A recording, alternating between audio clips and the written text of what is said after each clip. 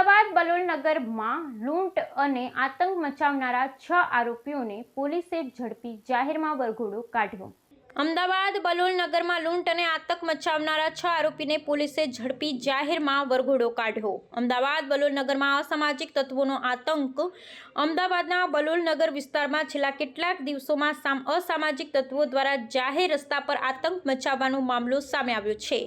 મળતી માહિતી અનુસાર લગભગ 6 જેટલા શખ્સોએ એક વ્યક્તિને ધમકી આપી અને તેની પાસેથી ₹1.49 લાખની લૂંટ ચલાવી હતી। આ ઘટનાને પગલે સમગ્ર વિસ્તારમાં ભય અને અસુરક્ષાનું વાતાવરણ સર્જાયું હતું। પોલીસે ઘટના અંગે ઝડપી કાર્યવાહી કરી અને તમામ આરોપીઓને ઝડપી અને કડક કાર્યવાહી હાથ ધરી છે। પોલીસે આરોપીઓને પકડી જાહેરમાં વરઘોડો કાઢ્યો હતો, જેથી સ્થાનિકોમાં પોલીસ પ્રત્યે વિશ્વાસ વધે અને અસામાજિક તત્વોને કડક સંદેશો મળે। પોલીસની આ કાર્યવાહીનું સ્થાનિક લોકોએ સ્વાગત કર્યું છે। આ ઘટનાને પગલે શહેરના અન્ય વિસ્તારોમાં પણ પોલીસ પેટ્રોલિંગ વધારવામાં આવ્યું છે। પોલીસ અધિકારીઓએ જણાવ્યું કે આવા ગુનાખોરીના કેસોમાં શૂન્ય સહનશીલતા અપનાવવામાં આવશે અને કોઈપણ પ્રકારના અસામાજિક તત્વોને બખ્ખે છોડવામાં નહીં આવે। પોલીસ દ્વારા સીસીટીવી ફૂટેજ અને ટેકનિકલ સર્વેલન્સના આધારે આરોપીઓની ઓળખ કરી ઝડપ કરવામાં આવી હતી। બલોલનગરની આ ઘટના શહેરમાં કાયદો અને વ્યવસ્થાની સ્થિતિ અંગે અનેક પ્રશ્નો ઊભા કરે છે। સ્થાનિકોએ પોલીસની કામગીરીને વખાણી છે અને આવનારા સમયમાં પણ આવા ગુનાખોરીના કેસો સામે કડક પગલાં લેવા માંગ કરી છે। પોલીસ દ્વારા લોકોમાં સુરક્ષા અંગે વિશ્વાસ જળવાઈ રહે તે માટે સતત કામગીરી કરવામાં આવી રહી છે। તારીખ 8/7/2025 ના રોજ ગુનો દાખલ થયો છે।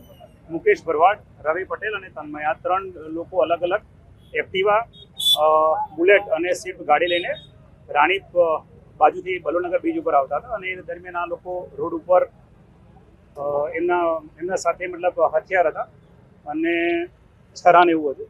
એ સાથે લોકો બબાલ કરતા હતા અને એમને રોકવાનો પ્રયત્ન કર્યો। એમાં સ્વિફ્ટ ગાડી નીકળી ગઈ અને એક જે મુકેશ ભરવાડ છે એને સાથે માથાકૂટ કરી, એટલે પોતાનું જે વાહન હતું એ મૂકીને નીકળી ગયો અને બંને જે વાહનો હતા એ આરોપીઓ અને એ ડેકીની અંદર 49,000 રૂપિયા હતા એ લઈને આરોપીઓએ સરસનગર વિસ્તારની અંદર આવીને વાહનોને તોડી નાખ્યા।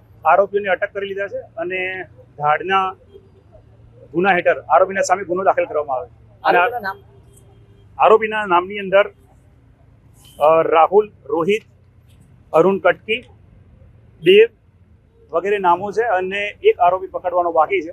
આરોપીઓનો ભૂતકાળમાં ગુનાહિત ઇતિહાસ આમાંથી 3 આરોપીનો રહેલો છે। 323, 24, 397, 92 અને મર્ડર પ્રકારના પણ ગુના દાખલ થયેલા છે, જે આરોપીને પોલીસે 24 કલાકમાં અટક કરી કાયદેસરની કાર્યવાહી હાથ ધરેલ છે।